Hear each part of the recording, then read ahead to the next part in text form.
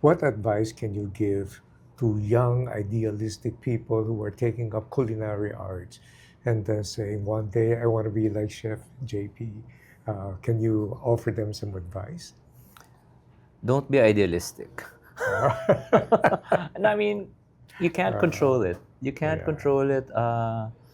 Look, there's no formula really. It's really up to you where you want to go, who you want to be, and you'll figure it out along the way because that's what happened to me. It took me a really, really long time Yeah. to find myself and Yes. to be comfortable in my own skin. Right. And I tried different things. So don't get frustrated if you fail. Just keep trying till you find yourself. And lahat tayo hindi pareho. So, yun lang. But yeah, common. Pero lahat tayo pareho ng end goal. Correct.